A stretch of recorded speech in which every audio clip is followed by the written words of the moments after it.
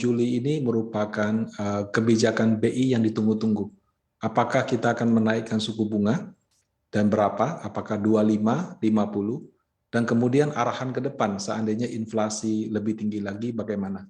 Memang saat ini pelemahan rupiah yang terjadi itu karena asing merasa tidak nyaman karena bank sentral di negara lain sudah naik, kita masih belum naik, jadi dianggap terlambat.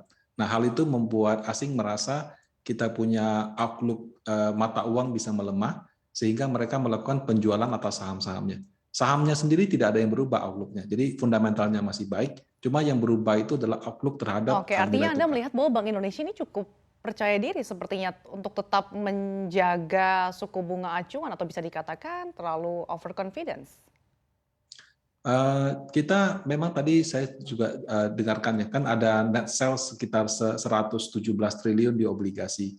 Di saham kita dari awal tahun sampai sekarang mungkin net buy saham cuma 50-60. Nah, kenapa dengan kondisi begitu rupiah kita masih bisa di bawah 15.000 sampai dengan mungkin beberapa hari ini ya? Karena surplus di trade balance itu selama 5 bulan aja sudah lebih dari 200 triliun.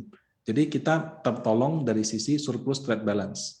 Nah, kemudian inflasi kita memang pada kenyataannya jauh lebih rendah dibandingkan negara-negara lain.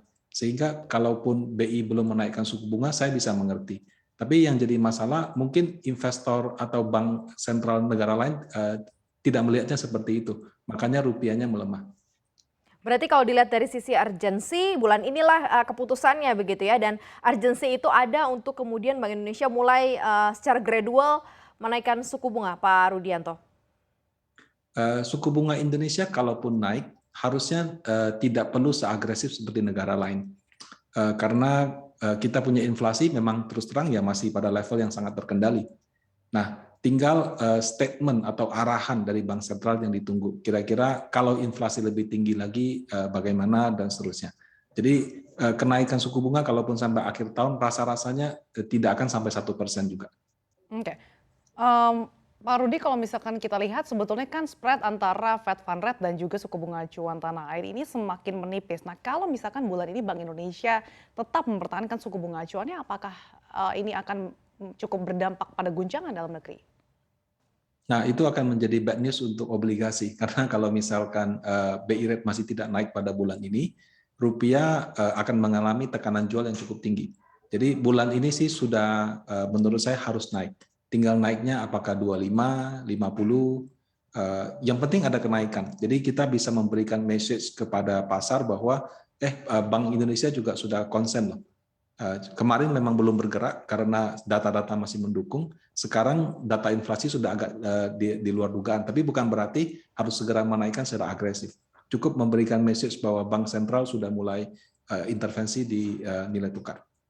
Oke, berarti bulan ini adalah keputusannya begitu ya, entah 25 ataupun 50, pokoknya secara gradual lah Bank Indonesia akan mulai berpikir untuk menaikkan suku bunga. Nah, sekarang ada hal lain yang mungkin harus dihadapi oleh masyarakat atau para pelaku begitu terkait mengenai resesi. Nah, kekhawatirannya akan seperti apa? Pasar akan cukup sangat mengkhawatirkan kondisi ini, Pak Rudianto. Oke, pertama kita harus pahami yang resesi itu Amerika Serikat, bukan Indonesia.